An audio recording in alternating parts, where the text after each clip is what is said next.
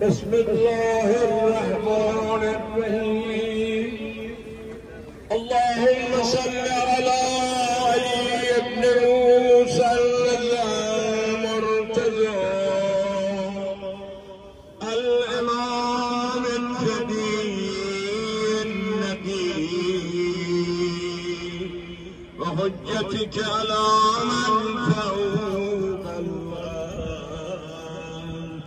ومن تحت السراء السديد الشهيد صلاة كثيرة تامة